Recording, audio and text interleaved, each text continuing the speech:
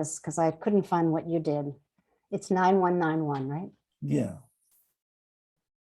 Okay. Sorry, I just thought I'd start the recording because otherwise I'll likely forget it. But if you want to say what you You know what? I'm not facile with this because I'm not sure what you're doing. what I'm doing. So why don't we pass it on to someone else? And if you somebody else could actually do this because I'm not successful. If somebody could put into the chat 9191 is the passcode, I think that might help. Which chat? In the right livelihood chat? I didn't see any other place to put it. Oh, well, I put it right at the top of the event. Yeah, I looked for it at the bottom of the chat because sometimes Okay. people ask. All right, And I added it to the bottom. Okay, so you already did. Thank you. So that's all taken care of. Thank you so much, Maya. So Victoria, can you let go of this now? And Yes. Thank you. be present to what you want to bring. Absolutely.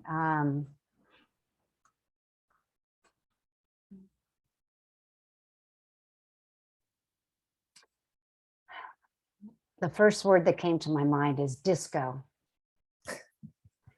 And I know that sounds ridiculous, but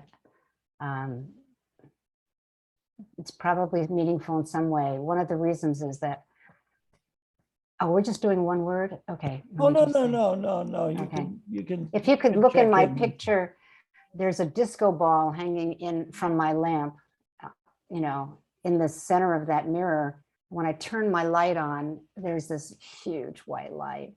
So all I could think of was this disco ball. And so I think I'm going to need to change that. You're present in the room. I know, I'm present in the room. The disco ball is present.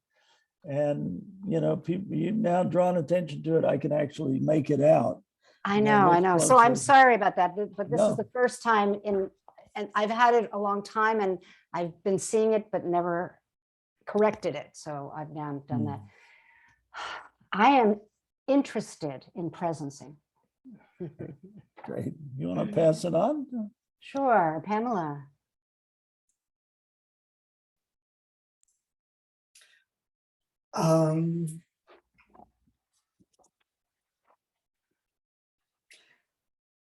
I'm curious as far as what I can bring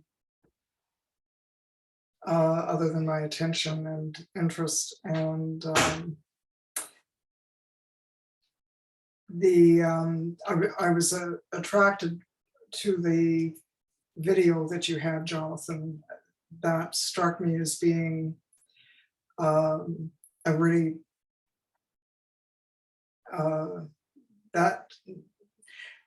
that's something I think is a good one to tuck away. I look forward to a discussion on that. And I didn't know that Maya was going to do an introduction to presencing in this context. And I really look forward to what you have to bring for that. And with regard to what I have to offer, that is yet to be discovered. But I do want to offer my gratitude to you, Jonathan and Victoria, for holding this space. And be heartened. We have an onboarding problem generally with Earth Regenerators and getting new people into different spaces. So I don't think it is the problem of this space. It's some other thing that happens with getting people aware, making people aware of what is available to them. So that's another kind of discussion we can have as far as making this space aware to people. And I'll pass it on to Alan. Good to see you, Alan. Hey folks, thanks. I'm just here to pass the time up, but I've got some stuff I need to do in a little bit. I'm just here to listen passively. So thanks. I'm having a little trouble hearing you. Are you saying you just want to be present in the background, as it were, or am I understanding that? Yeah. Okay. All right. Moving right along. How about Gail? I guess I'm coming with curiosity, and also I'm working on gratitude to try to be a bit more okay with the work I'm already doing. Because I mean, besides One Earth, that I don't have to work on, but the other work, because I don't see it changing anytime soon. It hasn't changed for more than 20 years. So it's like, okay, maybe I need to just see the bright side and continue what I'm doing. Um, because in a way, what I do is right livelihood, even though it's not exactly what I want to be doing. So that's a new perspective I'm trying on, and I will pass it on to Max. Thank you, Gail.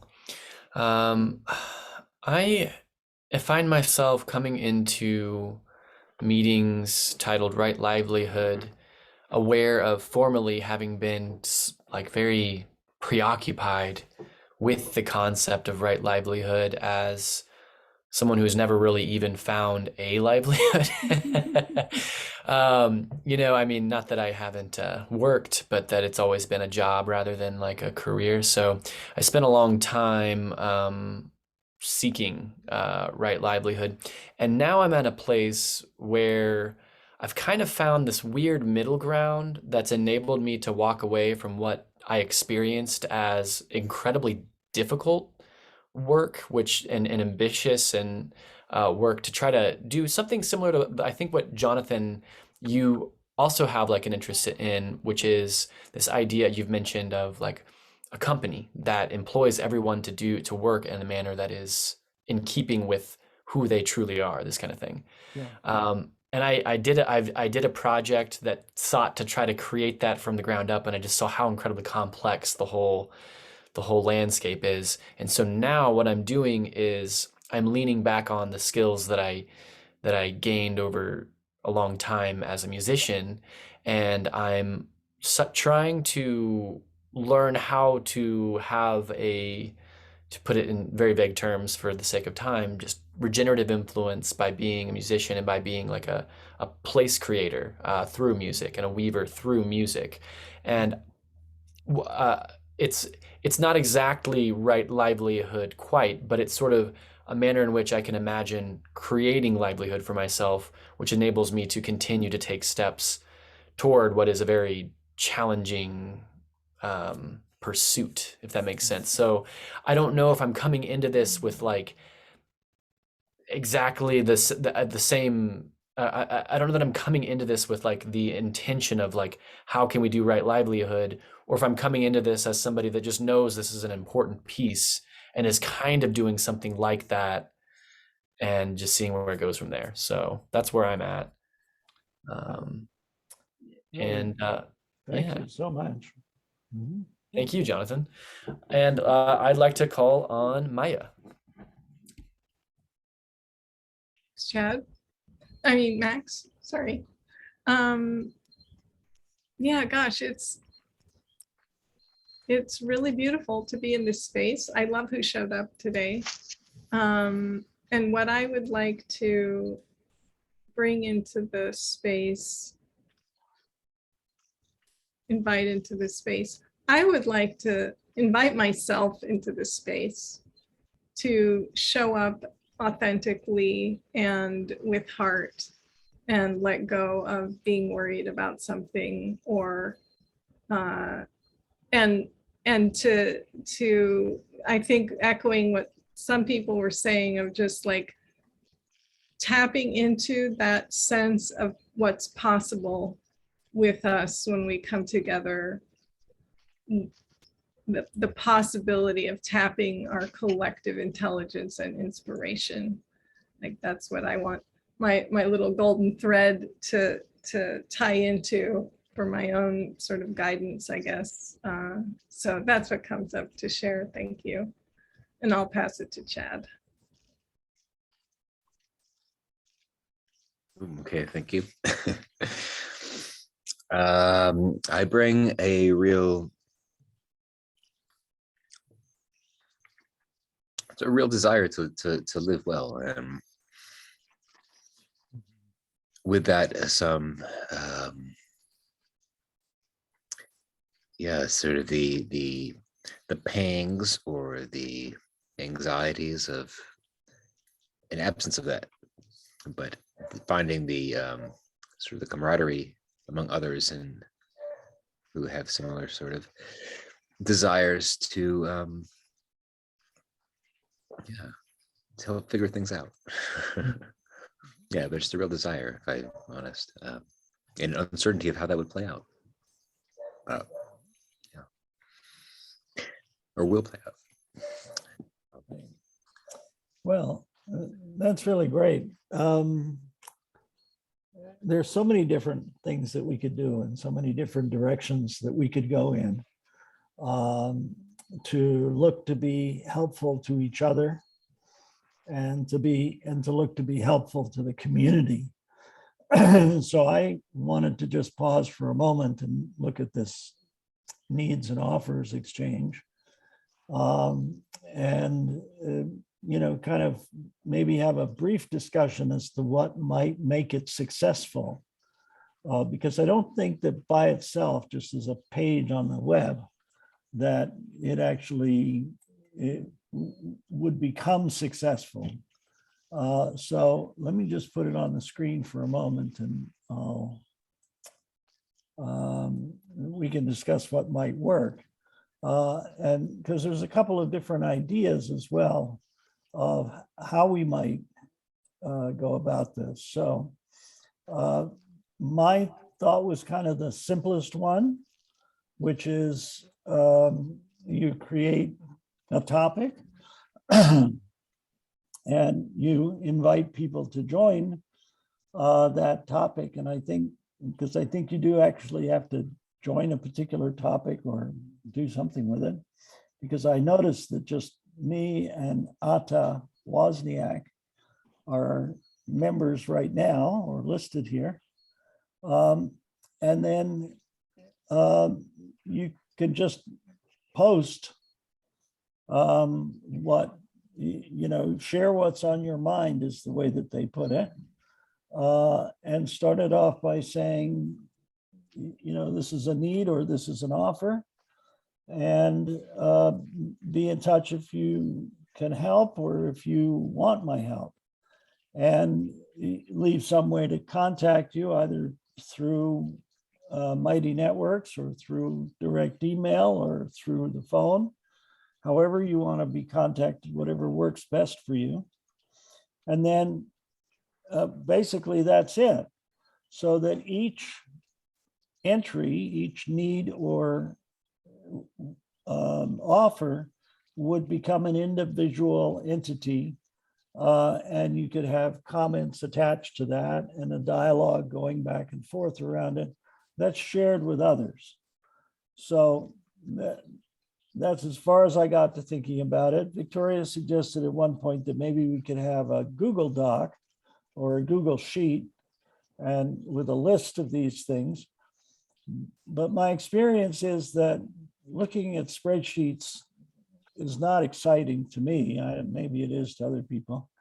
And that once you get, once you start to try to put some substance into it, it becomes very difficult to read in a spreadsheet format.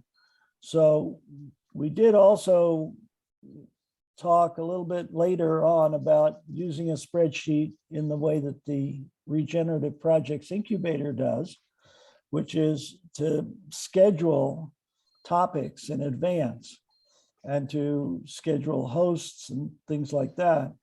And certainly if there were people who felt that they would like to bring their situation and they were willing to share about it and they were willing to invite others to comment and contribute, very much as you would, in the incubator, that we could use a spreadsheet to do that. So that's what I have to say about this. And I wonder if other people have comments and questions and, anything Can I else. just modify, because what I was saying is that people could sign up for, let's say, a 20-minute space to share their situation and get input and have 2 for each time, and then leave time for another topic, in addition. So 45 and 45, 45 minutes for two people, and maybe we can get into three, but probably not. And then 45 for a topic. So that's enough. That was what I, Okay. So happy to take people's comments, questions, etc. Pamela? Where is it, Jonathan? I'm looking under courses and groups, and I don't Okay. see it listed anywhere. All right. So Right Livelihood is a course. So that's the first thing you have to do if you are Yeah. at the main page. And then once you're in the course, which is Oh, on under topics. under topics, you'll see a list of topics. Okay, so I wonder, first thing then, for people to become aware of this and where it is, because it's buried then under a couple of clicks. Mhm. How does that maintain some kind of profile Right. so people are aware that it's there? Well, it's interesting. It might be that we can write a little post to put on the main page that links to this using the URL. And I just, so there's a mechanical question. I just also wanted to say something that I didn't get to say before, which was that the only thing that's going to make this work are stories of successful uses of it and of personal engagement with it, because the page itself isn't doing anything. Max? Yeah, I was just kind of thinking that a cool way of doing this could be like, rather than doing like having a meeting, we could invite people to create videos, 5 to 10 minute videos describing what they are either already doing or imagine doing rightly.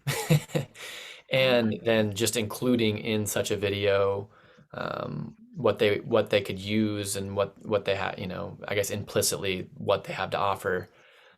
Because I think it would be really engaging for people to just be able to scroll through videos of human individuals with, like as concrete of a vision as they can offer about what, you know what I mean? I just feel like it'd be a much more graspable and attractive way of bringing people into a sense of community as well as, et cetera. I think it'd be good. Okay. It's almost, yeah, it's almost kind of like the regenerative project incubator, but it's more like if somebody had to create like a video resume for what they're doing in the project incubator and just make it a little bit more concise and Right. visible. Or another option could be a pecha kucha, which they were going to go through, but if we can constrain it to 4 minutes or something and say, so that people actually are going to be willing to watch it. I think if you put a link to a video in one of these posts, it automatically brings up a little thumbnail. So that would be cool. I think that would work. Maya? Yeah, I just love this idea, Jonathan. It reminds me of this thing. I don't know if it's elsewhere around the country. I think it's certain places. It's called Free Cycle. Mhm. And they have exactly that. It's just people put offers and people put requests and you can respond to either one. And there's just a simplicity and elegance to it that I really appreciate. And so I think that the trick with this will be sort of what's the critical mass of people that we need in order for it to take, right? Like for it to grow and sort of build that community. And similar to Pamela, my mind goes to how do people find this? And so one thought about that is, and sorry if this is a repeat idea that somebody else said, but to like put a post on the main part of Earth Regenerators and say, hey, we're doing this thing, and link it back to where this is. And then this might also explain a message that I was not understanding from somebody responding to Todd Youngblood creating the Vivero thing. And someone said, hey, shouldn't that be connected to Jonathan's thing? And I didn't understand exactly what they were referring to. And so I wonder, but in any case, this sense of the offers and needs request really fits into the Vivero kind of gift economy thing. And so I just wonder, I mean, it might be that's good to really just plant different seeds and see which one grows. Yeah. But anyway, I just don't know what the relationship between those things are. Oh, that's very cool. Thank you so much for those ideas. I will pursue all of them. Chad? I haven't heard about Vero, but I'm interested now. I think needs and offers is one of those things that's very essential, and many people would love to see needs and offers boards see happen. Rarely is the nut cracked, so I think it's just the kind of thing that we could look to the Vero models or other initiatives that are out there to see what sort of twist might get it into a place where people are like excited and actively using it. And so the example I wanted to bring up here, I don't have any specifics yet, but so Alpha Low, same with Alpha Low, we're sharing a room right now. And he's going to run a gift circle. This will be in person, but he's run these before, and the gift circle is very similar to offers and needs. He might have also done it online too, so I can check with him to see if he has any particular models and insights to make this thing kind of take off. Yeah, we're going to run that on Sunday again. Cool.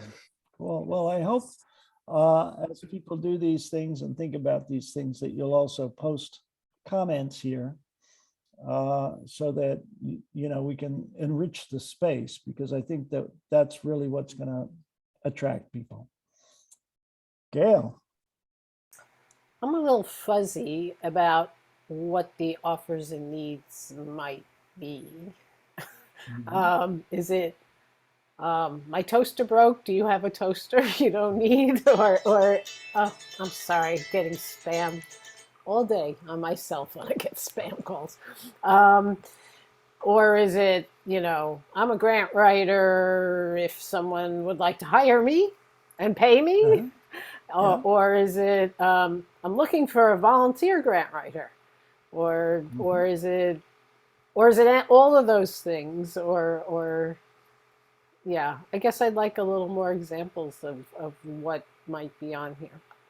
Right, that's a great question. And I think as Chad was saying, some of these things really seem to click and a lot of them don't. So I think we're going to need to experiment with that. And we're going to try different things and see how it works. Pamela? Yeah, experimenting is good. I was trying to find the Come Visit Us site. I think this is really terrific, Jonathan. The Come Visit Us site is on the group level, and it appears in one click. And I'm wondering if something like this might, even though it's rightly placed in the right livelihood container, it may be more functional if it is if it has its own space where it can be easily accessed and seen. So that it's, because I think that if something is buried under 3 levels of clicking, it really is going to be an impediment.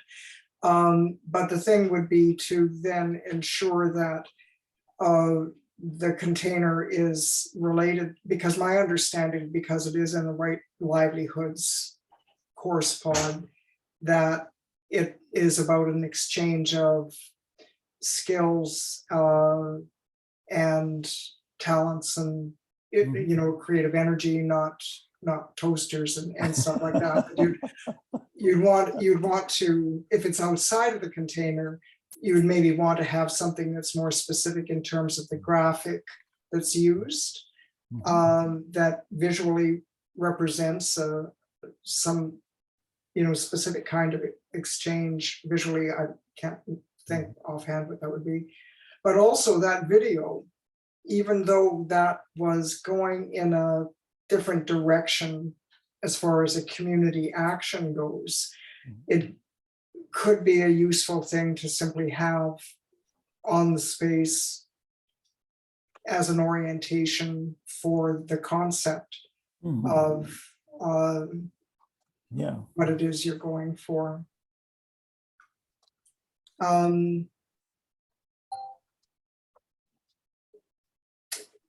Yeah, the other part, I wonder if this is one of the things that you were considering is Mr. Peanut used to pop up every once in a while in campfires, and he was part of a repair workshop. And he would plant himself in his market, local market, and set up a table and simply do repairs. And I wonder if that's the kind of thing that also would be, could be signaled to as a kind of offer. I like the idea of it being something that's not strictly, I'm going to shut up now. No, not strictly economic or financial. Yeah, partly. Like I guess one of the things Not that's just pretty money. juicy about the idea for me is I always think of, post-collapse and how do we keep, how do you plant something in a community where you can have that. That's what kind of interested me about that video, is that it was a community engagement process where people were actually meeting each other and doing that, and prototyping it in the virtual space seems like a really good experiment to play with. Yeah, very cool. Victoria.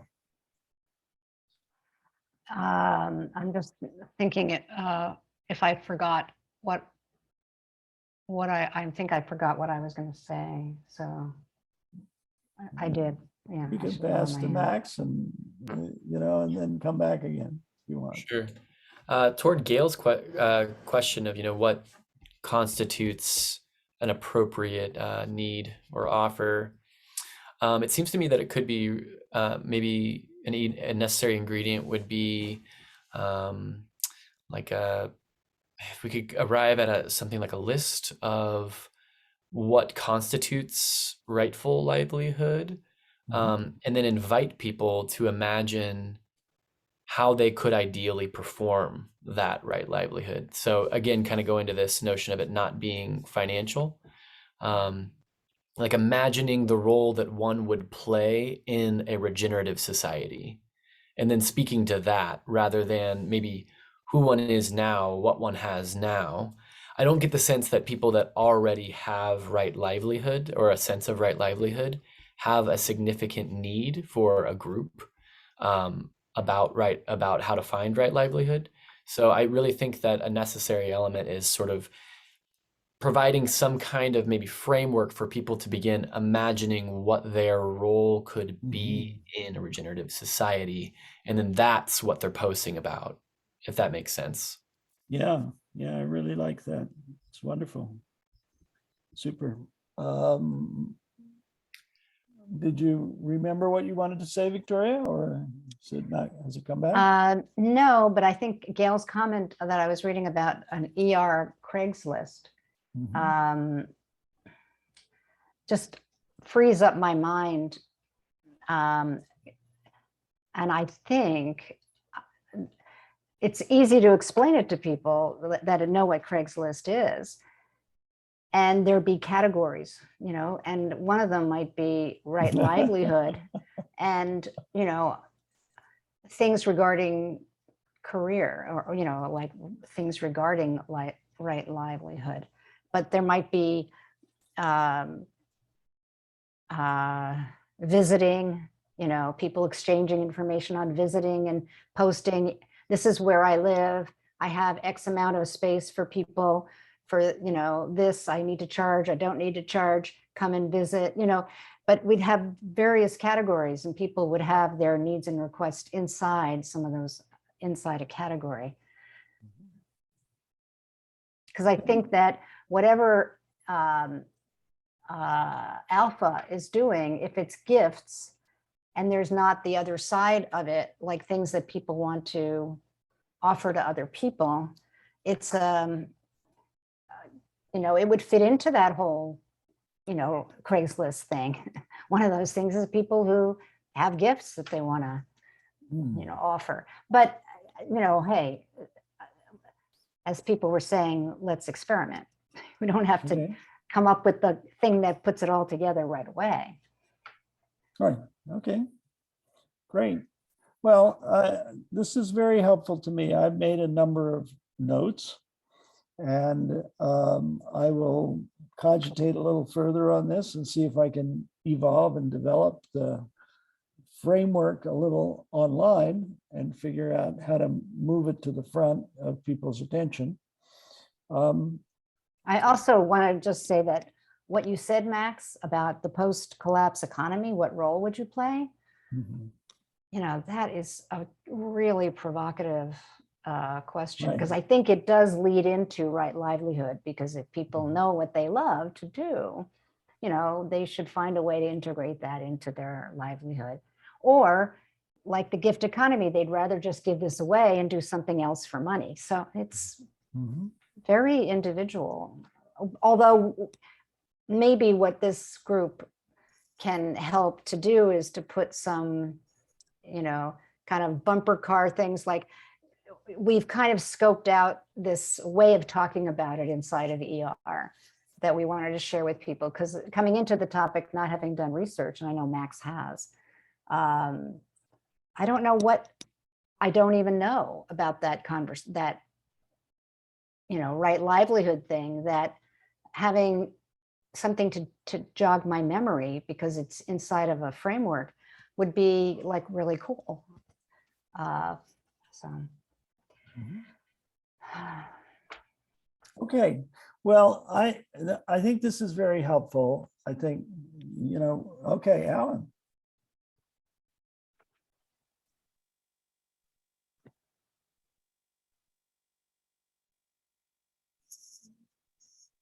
Alan? We're not hearing you. You were, that's unmuting. Is this any your- better? Oh, Can you guys hear Yes. we Okay. got it now. Thank you. Let's see. I don't think I can hear you guys, but that's okay. So give me a quick sec. It's okay, fine. So I just wanted to make a few critical assessments of what's been proposed here. Just because thus far it seems like everybody's just agreeing that this is the right solution for the right case, and maybe the premise has a flaw. And it was alluded to by Maya a little bit, in that when you create something like this, you're creating a marketplace. And so to whom are we marketing this to? Is it just within us, like our small little cluster of X thousands of people versus the billions out there in the world and on the internet, versus tools that are already out there? So you might find that if you have 10 active people with possible solutions, they might have the clientele or the other side of the marketplace that's needed to actually solve for the problems. And then the other thing is we often have this problem. I'm calling it a problem. We often have this thing where let's try to fit everything into Mighty Networks, because Mighty Networks, we just want to keep everything into one platform. But if there's better tooling out there, then what we're doing here is not using the right tool in the right place and creating further problems, which we have to solve for, like how do we surface this to the top? And then so somebody has to like constantly get people's attention, or maybe some kind of, like you were saying, this ongoing onboarding problem. But those two main things keep popping up is, are we using Mighty Networks for the right purpose? Because we're creating courses where they're not really courses. The way that Mighty Networks created those sections are very specific needs. And then and then the other part would be, is this really a marketplace, or is this just servicing each other in an insular kind of archipelago way? Well, those are really interesting questions and challenging ones, and I think that's part of the fun. So, Pamela. I'd just like to speak in favor of the experiment as a prototype for a certain kind of potential connection within the container of Earth Regenerators in this community. I think it's worth seeing how it flies. Mhm. Okay. And then it could spring wings and pop out, go beyond Earth Regenerators, who knows? And did you have another thought, Alan, that you wanted to contribute? No? And Andy, I'm just seeing you now for the first time. Did you just join, or have you been there in the background and I just haven't been noticing because I've got that? No, that's okay. Thanks, Jonathan. I've been here for about 10 minutes or so. I came in late, so yeah. Thanks. Sorry. I just wanted to ask, though, is it? Do we still need the share screen? Because I'm no, we looking don't. to see more Yeah. people. Yeah. Okay, great, lovely. Yeah. Okay. So one of the things that we invited people to do was just to share a little bit about what they wanted to bring to the party today. And so I think you might want to do that, Andy. And also, if you have some comments about this, my next hope was to connect this into the next topic, which is Maya's creative presencing process and how we might, engage with that. And anything else that anyone else wants to bring to this conversation. We're about 45 minutes into it, so we've got about another 45 minutes to go. So did you want to speak for a moment, Andy, or 2 moments?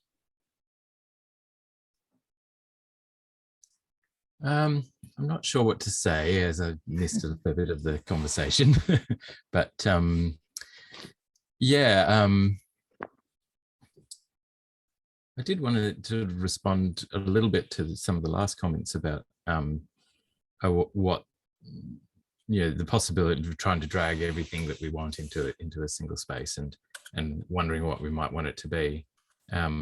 I think there can be a process where you sort of evolve rather than imagining directly the final product or sort of marketplace or whatever. I personally feel I'm much more comfortable with having it's fine if it's fine if it's kind of servicing ourselves for the time being, just however small that may be, and seeing how that grows, see what it becomes. And I think responding to a definite need as it arises is usually better than imagining a need down the road. That can have its issues, obviously, but I really do feel like a sort of a gentle evolution is the sort of the path that I would like to see it, this wonderful space take. So yeah, I just wanted to say that. Great. Well, the thought that comes to mind is a pretty simple bulletin board like the one that you would see in a corner store, where people put up a little post-it with, little telephone things on the end or something saying, I'm looking for a puppy, or I'm looking for an apartment, or I'm looking for a boyfriend, or whatever you want to put on these things. And maybe that's, we can make it much less formal that way, rather than having it become quote unquote a marketplace. That kind of almost freaked me out, that idea. Maybe I'm wrong, but anyway, can I ask you to kind of introduce your process here, Maya? Is this the right place? Right time? Sure. Yeah, thank you for inviting me to do that. I'm excited to see what comes of this.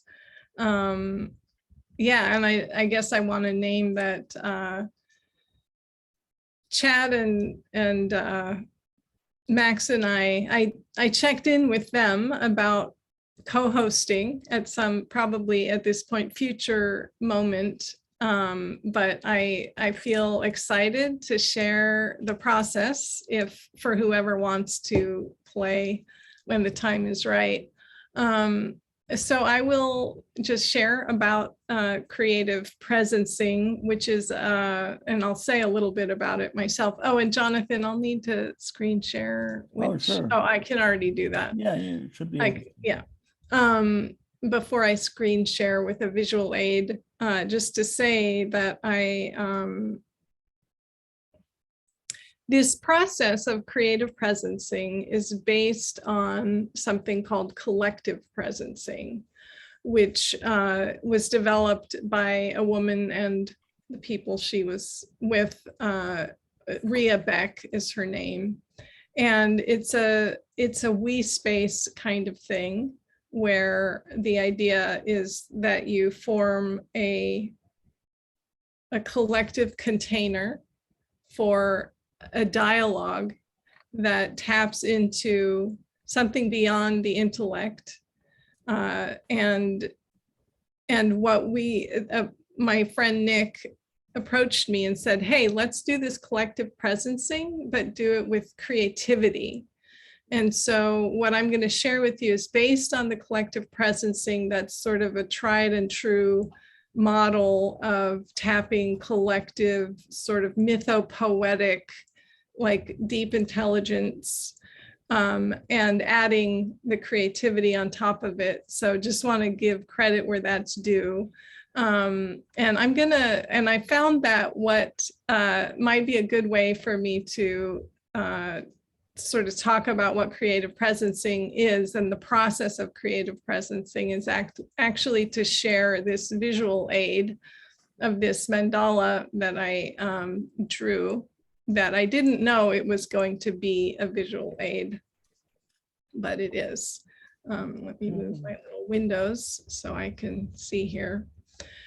So first of all, I just want to make a context here that this idea that I would even talk about this or present or do this process with the Right Livelihood group came up last time when there was this idea, there were these sort of ideas brewing about what do we do with this space together, and the idea that there would be people, individual people that needed help with their questions about right livelihood, and that there would be perspectives that people would offer, like, how do we figure out what right livelihood is, or how do we approach this complex question of right livelihoods as a group, something like a presentation kind of thing. And then the other P was presence. And I know for sure that Max also especially was sort of cheerleading this idea, like, how do we tap into our collective wisdom, not just have an intellectual dialogue and sort of brainstorming in the usual way, which can be very rich, especially at Earth Regenerators. We have so much presence, in my experience, already. We're kind of doing it already, but just making that more intentional and taking it deeper. So this idea that creative presencing is one way that we could sort of tap into our collective intelligence a little more deeply. And I grabbed a text that somebody wrote, and I don't know what context it was, but they described, oh, maybe it was Max or somebody in this meeting, might have been, it was to create, for this container of this group, can we create a resonant, cohesive, sense-making organism? Or for any group, what is it? How do we create a resonant, cohesive, sense-making organism? And so this, what I'm sharing is sort of my version of how do we even approach that kind of approach that kind of inquiry.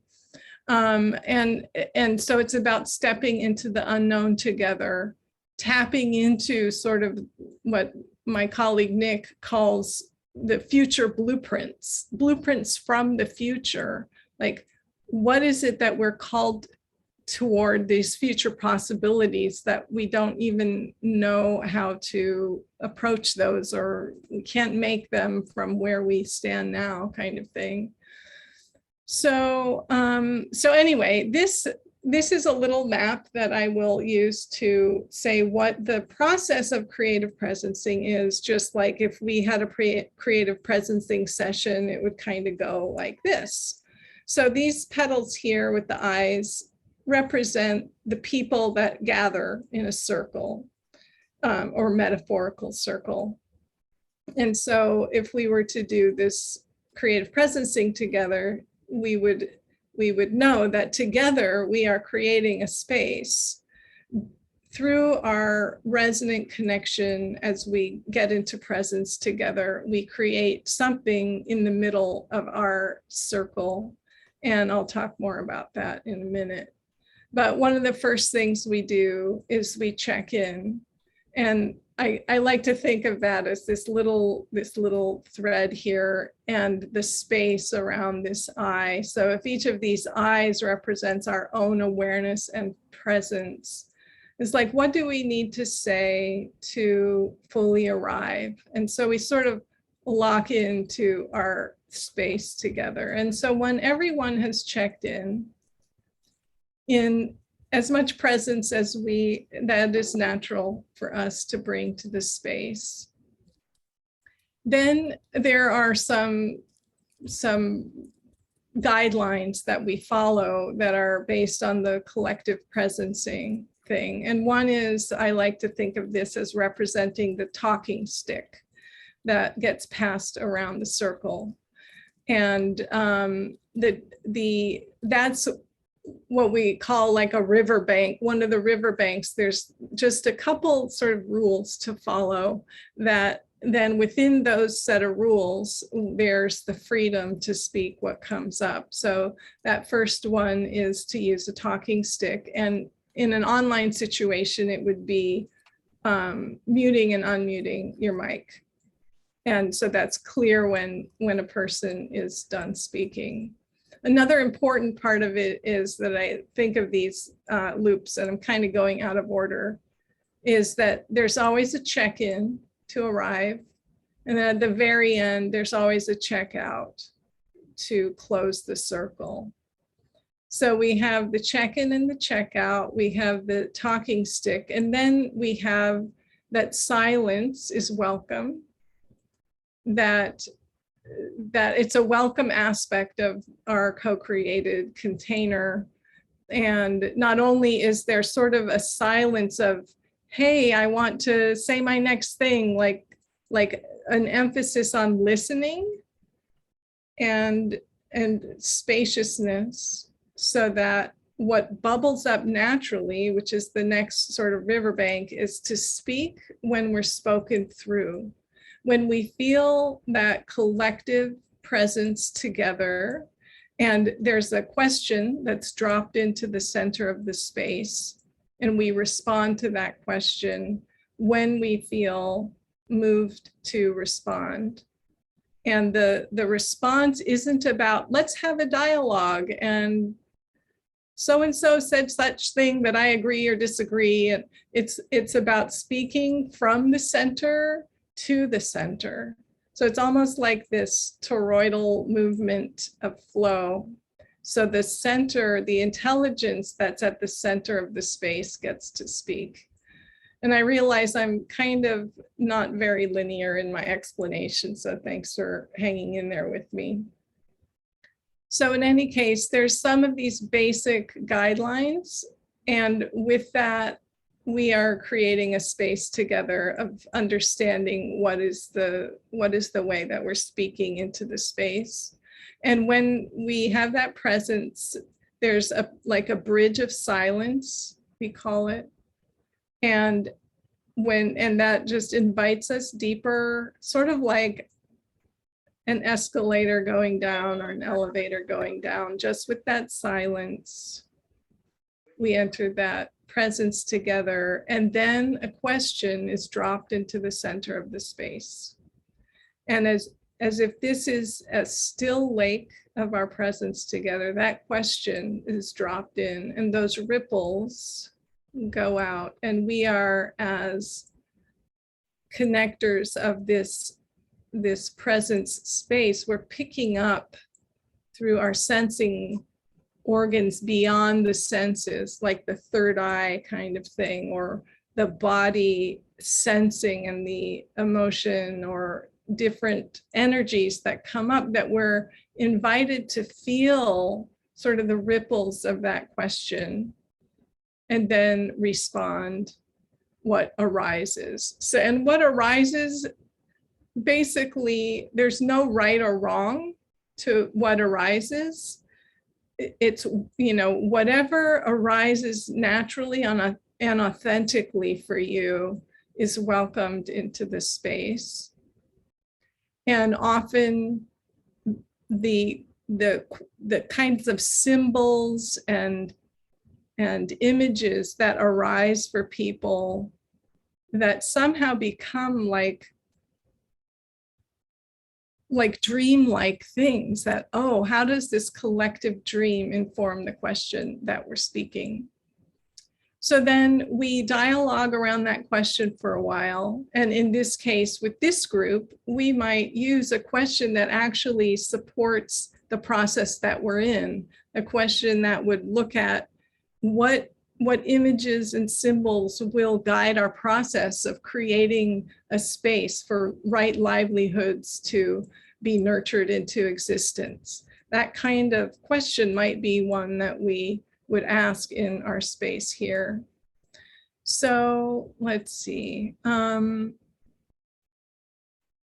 one thing that we do in the creative presencing sessions that aren't on a specific topic is that we use a question that is generated from the space itself, using this thing that I invented called Divine Dice. And actually, I'll put this in the chat for anyone who's curious. These are what, after we create the space of presence together, we roll the dice. I roll the dice, and we find the question. And so, like, for example, I'll just peek at it right now. If we were going to do it right now, maybe the question would be, what does the field want us to know about the beautiful patterns of curiosity? And so if you clicked on that link, you have some other question that came up. And so in the given moment when we're together and we drop that one question, and Pamela says, what does the field want us to know about the hidden language of being together? And so that's the type of question that comes up in that specific space when we are just practicing. What is it for us to explore a question together that doesn't just have a simple answer? So the question is, like, how would a thing like this be supportive of our process in what we're doing here? And I'll say a little bit about some ideas that have come up. And actually, I hadn't thought of this, but I'll start by saying that I use these dice actually as a way for me to interact with people in cheerleading their dharma. Like, I have these 3 different sets of dice that I roll, and it's a process of supporting people. And actually, on your offers and requests list, Jonathan, I was thinking maybe I'll offer Divine Dice for people that want to do this, because it can be really, like, I love cheerleading the Dharma, and so it's a way for me to do that. So there's that really practical use of it, as there's some of these different word lists that I have specifically speak to people's strengths or talents, or it draws that out in a way that can be really powerful for people. So I've been doing those, And then the idea also came up, what if we wanted to tap into the intelligence of a piece of land? Oh, I have this land, and what does the land want? How do we collectively tap into that? You know, yes, there's the obviously important permaculture thing, and you live on the land, but there's what does the land want to dream through us? That we have a circle, and we maybe what does the Osa Peninsula want to tell us about what it needs or something? And we could do a process like this. And I think that, to me, this is about, again, back to the sense making thing. It's like, how do we bring more of our senses online to the making sense? And it's like, yes, there's the intellect. Obviously, the Earth Regenerators are so smart, aren't they? Aren't we? And we're also creative, and we're also caring, and it's just like such an amazing group. And we're also feeling, and we're also dreaming, and we're also psychic, and we're also, you know, all these other elements. And how do we practice bringing that online with each other? And so I just wanted to also, we did a beta test. It was just a first session with Earth Regenerators, and I see Pam smiling. Pam, you're so great. I always feel like you're cheerleading me, and that gives me hope. So she was there, and Chad was there also, and it was just really beautiful. And I wanted to share some of the feedback that people had after that session. They said, one person said that I get or that people can get confidence in their creativity to apply it in other domains. That was the sense that this process could do. It creates a resonance of inspired ideas that everyone can participate in. Someone said, we know that there's fire and water out there. There's difficult situations. This is the greenhouse, and we need the greenhouse, right? It's not just fun, it's also great to foster a deeper sense of community among us. There's something else that felt bigger, and it's connecting. I'm aware that I can read anything into anything, but the synchronicity was so clear and awes me. Often in conversations, you can feel people burning to respond with what they already have in mind. Here it was, organic and building on top of each other. It had an emergent quality that taps into different energies I find fascinating. I had distractions zooming in from the park, but it drew me in. I felt present, like being inside a river instead of just looking at it. And one last one here. I felt really connected to everyone. It made me really amazed that it was possible to do that via Zoom. I could really feel the field of love. So that's me cheerleading, sort of one way, like, hey, let's explore. I'm going to stop the chat. Oh, or stop the screen share. And sorry, I haven't been tracking the chat. I feel like this is an experiment I've been involved in on how do we tap something that is beyond necessarily what the usual thing is. And there are other ways probably, but this is what I am experimenting with, and I'd love to share it. So, Jonathan. Wow, this really is amazing and archetypal.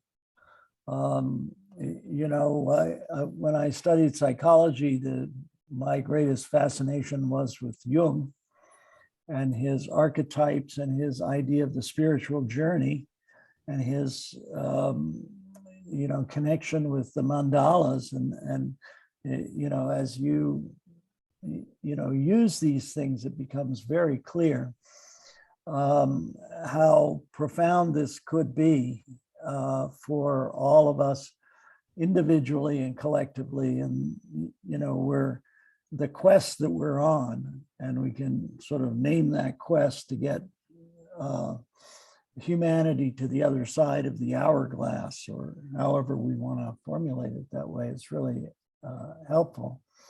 At the same time, I'm aware of what I'm trying to remember, it was Alan put in the chat that what a lot of people would think about in terms of a Right Livelihoods group is talking about how to make money and how to survive, how to earn a living, as if we should have to earn a living. That's one of the insanities of our society. So I'm wondering, it almost seems to me that this is an entirely, ought to be a sui generis effort in terms of bringing presencing into Earth Regenerators as a practice, as an inquiry, as a course. I keep coming across references to this, but I have to admit that I, have not read the, the substance of Otto Scharmer's stuff, which to me is kind of the Bible on this, but I haven't studied it. So, I'm just kind of looking at this from the outside and wondering, this is interesting. How could this be useful to people trying to figure out what they want to do with their lives? And so that's my reaction to this, is asking the question, how does the group want, where would the group like to take this, is really my question. Thank you. Yeah, And, thank you. Oh, Thank okay. you, Jonathan. I wanted to see if Max had something to add, and that might be a good moment if you're feeling it, Max. Yeah, I am feeling it. And I think it's good that Jonathan highlighted Alan's commentary there. And I think that what comes up for me, other than that, wow, an amazing presentation, Maya, is that, yes, this is about how to make money in a rightful manner, but at the same time, the ways that are readily available for us to earn some kind of economic support are built into a system that we're trying to dissociate ourselves from. And before anything can exist in physical reality, perhaps it has to be taken from the dream space. Perhaps it does. We need to begin in a place of imagination in order to sense what is possible outside of what is already available to us. Because again, if it was already available to us, we wouldn't be having this meeting, So I think that it would be nice to say, hey, okay, well, where are the jobs? How can we make this happen? But I think that's an easy way to slip it back into the system that we're trying to escape. And it's not like it's not like the answer is readily available, I don't think. So that's my thought. Thanks, Max. Yeah, Pamela.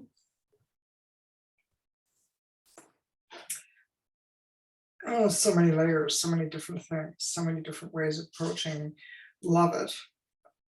I mean, immediately, first I look at this and I think, wow, this is very beautiful. And then you start speaking into it, and we discover it's not simply a beautiful object. It is a profound map of a psychological group reality and dynamic. And holy moly, didn't expect to go there. That was really cool. And very, very profound and flexible, and I think useful. Oh golly, useful, that word. Fecund, like very fertile stuff. So the other level that I want to talk to is this, as you bringing this part of your creative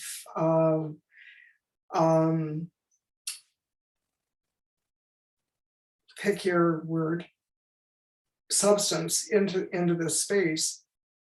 like bravo for transitioning from a niche group to the community. And I love to see how you can integrate that immense talent of, these words are all problematic, let's forget about that, into the space in a way that I would think is equivalent to something like the ACT matrix as a tool that could be available on an as needed basis by any space. We're struggling with this particular thing. Let's do a Mandela map and presence ourselves, or let's do a dice or something. Let's move into that space that we don't easily access as a group ourselves. And you can bring that into the space to facilitate the emergence of a response to a something through this. That's wonderful. I mean, that's really a deep mapping of social, psychological, spiritual territory. So thank you for presenting it, and thank you for you taking yourself out of other spaces and into the ones that you have needed to be able to do this, and then gift us with that thing which was a gift to yourself too. Thanks, Pam.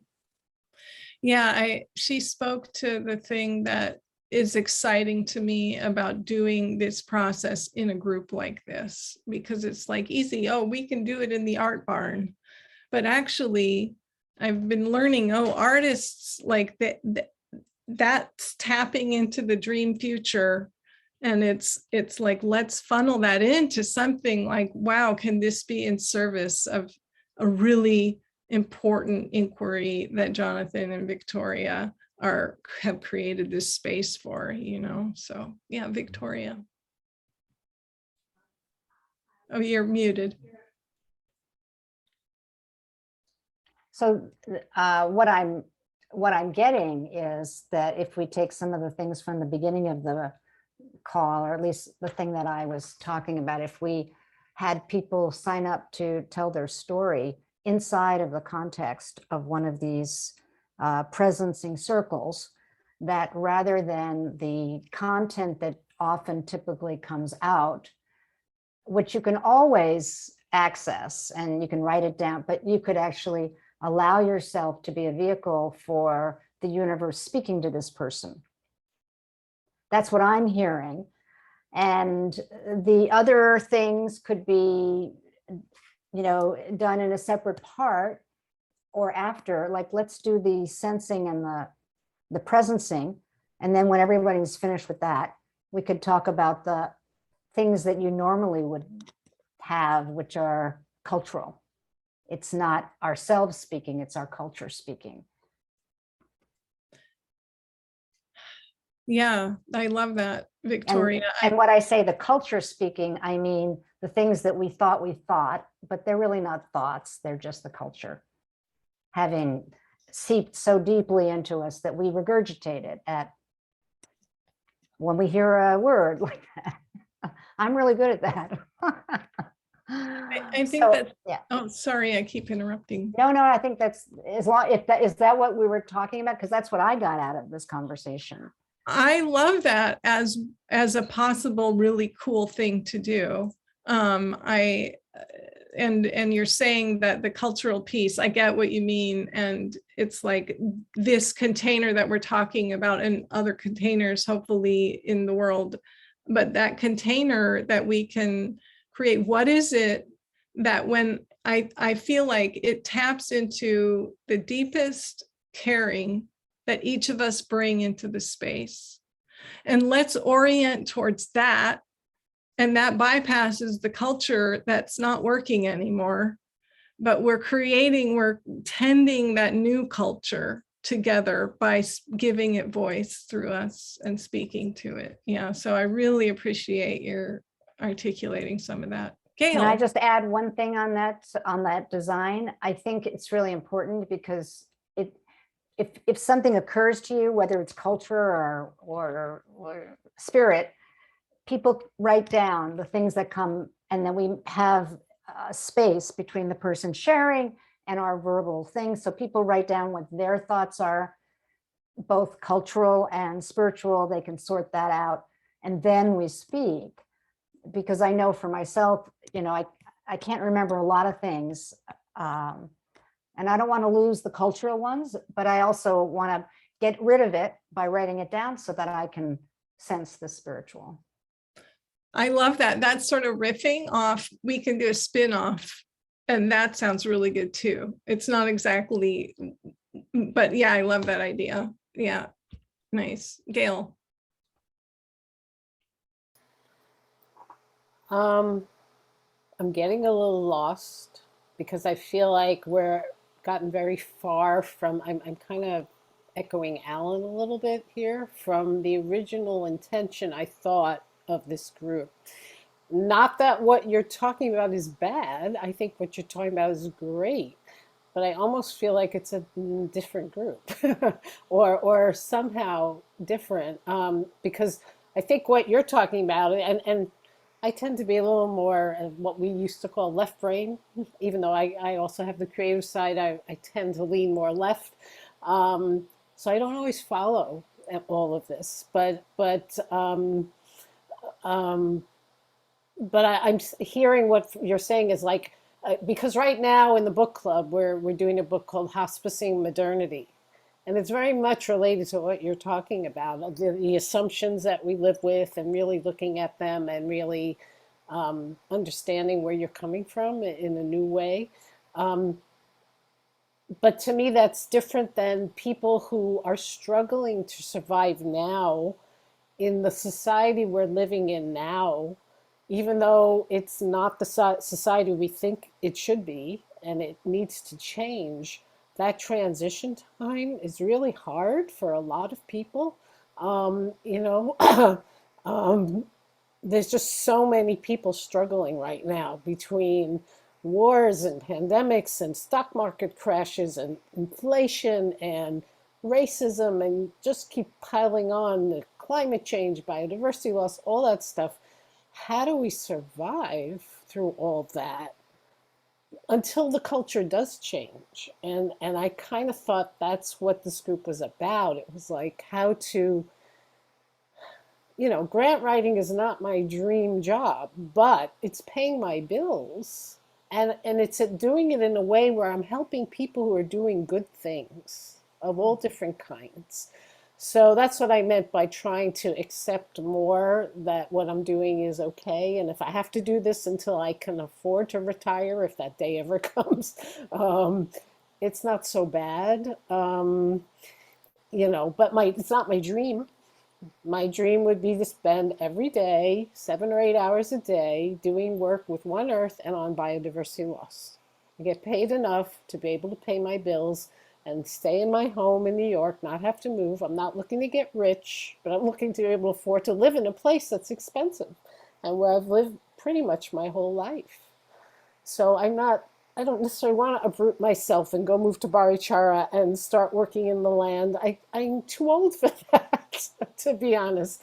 Or someone like Alan, who I don't know where you're at right now, Alan, but I know Alan has been really trying to find a path for himself that he feels where he's doing work that's meaningful to him and that uses his skills, and it hasn't been easy for him. And I think a lot of us, Max, with your music, wouldn't it be great if musicians could make a living making music? And like you, Maya, artists making, living with their art, but in the meantime, we still have those damn bills to pay. So I kind of like us to get back to that to some extent.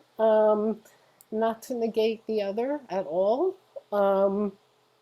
Yeah, so I don't have the answer, but I just wanted to bring that up. Yeah, thank you. Thank you so much, Gail, for speaking to that. And Alan is cheering you on too.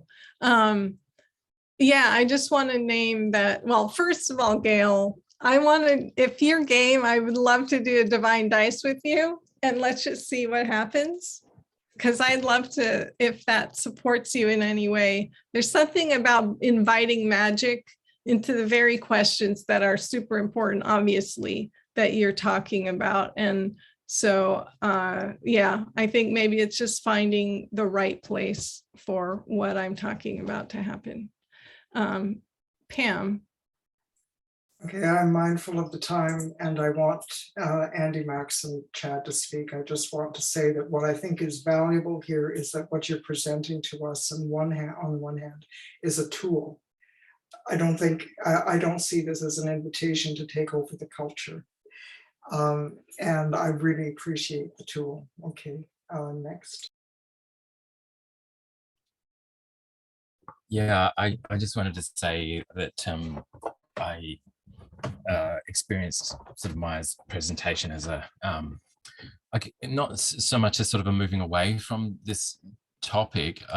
This is just me, Gail, but I experienced it as a deepening of the topic, and I felt really grateful to sort of have the culture of ER that's carried this group so far presented into this group, because I think it's needed here, and I understand the sense of sort of moving away from something that's urgent, but I guess I genuinely feel that the more urgent something is, the more sort of patient you need to be about it, because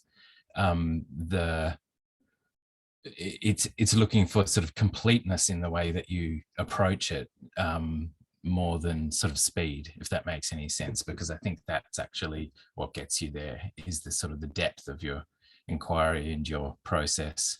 And so to me, what Maya was talking about, it was a sort of a depth of process and a real sort of care in the way that you proceed as a group. And I saw that as a sort of a powerful strengthening of what we're trying to do here. So it didn't feel to me as if it was moving away from the subject, even though there's lots to explore in really sort of practical terms about, you know, how to actually make some money. And the transition, your point of transition, I think, Gail, is really a good, fantastic point, that we sort of need to have a foot in both worlds. And, you know, I've been working on, you know, for years now, a path to right livelihood for myself, and you know, I know that it's hard, and I think I've had to sort of have some faith in sort of that kind of completeness of process. I think, you know, to real sort of the depth and what sort of evolves, it kind of picks up speed over time, because it just is more there, you know, when you really sort of work. I mean, something I'd like to say is I would have so loved to have a group like this when I started the process of trying to sort of make my, you know, own homemade livelihood. It would have just been you know, a godsend, and it's a godsend now. So thank you all for being here. I think this space is really important, and yeah, let's keep going. Max. Thank you, Andy. Thank you very much. I really appreciate all of that. And I want to say that, yeah, I think that the notion, the strategy of creative presencing, which Maya put forth, is a tool, and it's not exclusive of the concerns that I'm very happy that Gail and Alan voiced today, because I think that what they voice is more of like we need to figure out what we're even trying to do, maybe, before we start using, you know, talking about how to do it, you know, the what before the how, I guess, sort of. But I just think it's really amazing to see how, because we pushed off and explored that direction, there was a push back.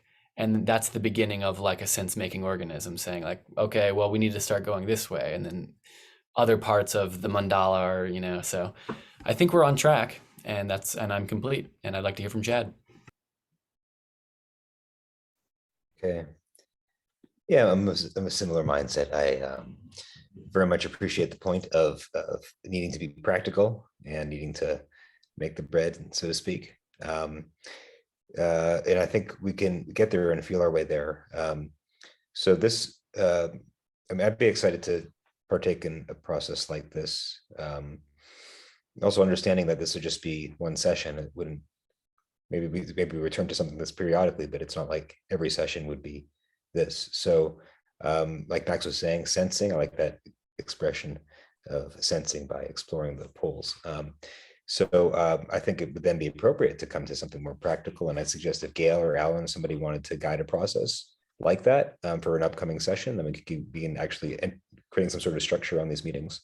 And one thing, maybe referring to this, Max, sort of last time, we began moving in that direction, but without some sort of coherence or more of a plan. It'd be more scattered. So if someone wanted to actually structure a session rather than sort of freely floating in talking about opportunities or whatever, I don't know, that might be a way to move forward. Yeah. And I think also the idea is also to have a session like this earlier on to lend some coherence and some group cohesion and identity to what that process might be moving forward. So. Wow, this is really great. And I'm wondering if we pursue this idea of sort of scheduling sessions in advance or scheduling topics in advance, whether you could write something up for the next monthly meeting of this group. Now, bearing in mind that we have the other group that meets once a month as well, on the second Wednesdays instead of on the fourth. And they may go off in different directions for all I know, but this one seems right as a stepping stone to where we might be able to take this as a possibility. So, Victoria? I was going to ask Chad if he wanted to structure something for the next meeting, or if someone wanted to raise their hand in the sense of experimentation. You know, we've all heard these ideas. Does someone want to lead the next one for this group? And by the way, the other group meets at 5 p.m. Eastern on the second, say it again, Jonathan? Second Wednesdays. The second Wednesday at 5 p.m. Eastern. So if people want to join that, I mean, every conversation is different. So just offering that. So I wanted to see if somebody wanted to volunteer to run the next session. That's what I wanted to ask. Would that be fair, Jonathan? Or did you want to? Oh no, absolutely. Absolutely. Yeah. And that's Max offering? I was just gonna say I'm a little concerned that if we have two separate groups, that's going to actually enhance the disjointedness of this process. Especially if we're only meeting on a monthly basis, I think it's going to be really hard to arrive at cohesion in a satisfactory way. Yeah, the reason why there are two groups is this classic problem of scheduling something that everybody in all parts of the world could do. We picked this 8 p.m. time because it's 8 a.m. in Perth. And so the whole Australasian, you know, Australia, New Zealand, Asia, anywhere in those, Andy in Tasmania, I assume it works for you. So that was this time. And then somebody said, well, what about a time that works for people in Europe? And it, you know, so that kind of evolved into the 5 p.m. thing. My sense is that these are, right now, the way that they're structured, they're actually different tracks or different courses, if you like. And that each is a monthly engagement, but they're not, and it's fine if people overlap. I mean, certainly we do.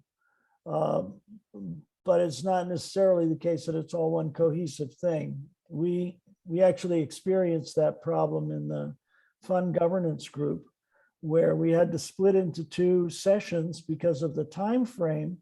But the end result was that the group couldn't make coherent decisions because they always had to come up with something that was then referred to the other group. And the other group would then have a reaction to that. And it kind of kept going around in a circle. So in the end, we got rid of one of the groups. It disbanded on its own because of the frustration. So that there's just one group now and it can make decisions, but we don't have to make decisions that way. The purpose of this is to explore what we can offer to each other and to ourselves by way of contributing to the challenge that we face, which is both the struggle in this world and the opportunity in the next. And I don't mean, after death, I mean after survival. So is that helpful? And if we create this spreadsheet and share it around with the group, will people, maybe put down some ideas for next month and how they would like to do it? I mean, fine with me. I'm wondering though, if people like the idea of somebody taking on the next session and fully for this group, and I agree that they're 2 separate groups really. So we can either do this kind of sign up and 2 people per, whatever, or we can just have somebody lead the next one and see what happens. Which way do people want to go? How about if people just raise their hand? So let's pick someone or someone volunteers to run the next session. How many people prefer that alternative? Is that maybe that alternative is alternative to what? the Not alternative putting of somebody to run the you next session. circulate some kind of a sheet, people sign up for dates when they get to talk about their situation? Volunteering? That system of having the spreadsheet is used in the project incubator, the deep dive. I don't think they use exactly in Excel for the learning journey, but it's used in a few places as a structure for filling in hosts or special presentations. So perhaps that, and it's not always determined the week ahead of time, but I could see where it could be useful to have that if somebody has something they want to present, but rather than having it be one particular thing, you could just have it when somebody wants to present something, there is that opportunity as happened today. And otherwise it could be more free flowing with an emergent conversation around whatever comes from the people who attend. Right. And I had actually thought from our conversation, and I'll go to Gail next, but was that what had emerged was the idea that we would actually use the presencing model at the next time and go through the process. Or am I not understanding that? That's what I thought. That's an understandable interpretation, I think. I think that's an understandable interpretation, but I just think it also arose that there was clearly an interest in feeling out the more sort of definitive space as well, if that makes sense. Yeah. Yeah, Maya and I had a little just dialogue in the chat. I don't know, Maya, would this work with it? Because I still don't totally understand the presencing thing, and I might be attending one you're going to do on Monday if I can. It's looking like I might be able to. But could it work with this? Maya suggested that I just talk about my experiences related to Right Livelihood. And I know we're at time, so I don't want to take a long time here, but I grew up with a father who told me from a very young age, you can be and do whatever you want when you grow up. So from a young age, it was all about right livelihood. And yet here I am still struggling with it. I've made some progress, but definitely haven't gotten all the way there. So I don't know, Maya, would there be a way for me to do it together with presencing, or should they be separate? Like, because I'm willing to, if all I have to do is talk about my life experience, I could do that. But I certainly can't have a structured, thing otherwise. Yeah, I'll just say I'm happy to bring this in whenever it's wanted. I think today was a little different because I wasn't sure how much time I had, and so it just sort of ended up into this important conversation, I think. But yeah, Gail, it brings up the thought of just hearing your story. And what if something that happens in these meetings is we just hear people's stories and we learn from them? Like, I feel like just one of the comments you wrote earlier was just like informative. So something like creating a container for you to tell your story and to have the deep listening of us all hearing your story, and then perhaps using that as sort of the ripple in the center that we respond to. Oh, when you told such and such, whatever, then I had this image of a disco ball hanging on the, and all the possibility or whatever, like that it could definitely work in tandem. And I have zero interest in pushing this process, but it just wants to be in support of wherever it can be. Victoria? Yeah, I was just going to say, You're on mute still. I wasn't thinking of an either or. What I'm thinking is someone would tell there'd be the presencing, then I guess someone would tell their story. As you were telling your story, people would be writing down things to be sharing. And we just start with, when we're doing the feedback, start with the sensing and then move into the concrete things that people suggest. So, and it might take 40 minutes per person. But I mean, I think that's, maybe we try 2 people, or maybe we just try 1 and then we do find out what arises from after that. Does someone want to, I can see would Maya it saying, work? Would it work for Maya to basically lead the process next time? And I'm going to be gone. So let me look at the calendar. I might not be able to do the next one because I'll be out of town. Do you know the date of the next one? I can look it up. Max, can you do it? I know, Maya, you talked about Max, so I just don't know if Max can do it. No. Oh, July 27th. I Yeah. could do that. Okay. Okay. So I'm wondering if someone wants to just raise their hand and say, I would like to be the first one, and we'll start with. So Gail, you want to start with Gail? Okay. Does anybody have an issue with that? And I'd say, because if we're on a roll and we want to do another one, who would want to be the second? Is that Andy? Was you raising your hand for that? No, I was just agreeing. But I would be happy to do it at some point. Like Okay. that, Well, that'd be fine. is there I'd be happy to somebody tell my story. that wants to volunteer to be the number 2 if we get time? I'll volunteer if nobody else wants to. Yeah. We're referring to just the next meeting, though, right? We're not talking Yes. about. Right. Okay. Yeah. Next month. If that is the July consensus 27th. among us to do that, yeah. Yeah. I would So one of the things that would be great, the way that these events are set up in Mighty Network, it's possible to edit them, and when you create a series, they all look the same. But then, the individual event, I think, can be tweaked. So I'd love to have something that lets people know what it is that we're doing for next time, Maya.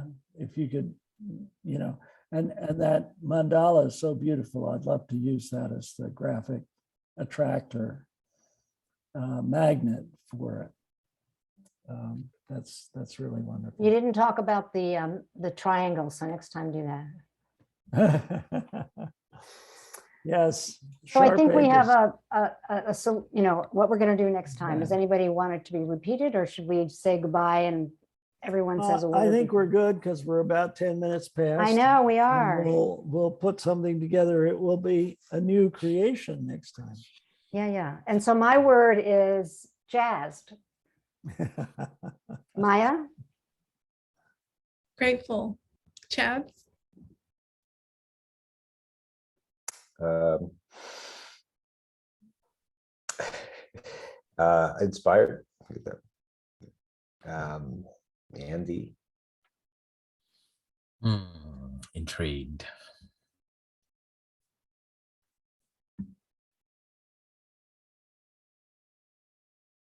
Disco ball in your dreams. Jonathan.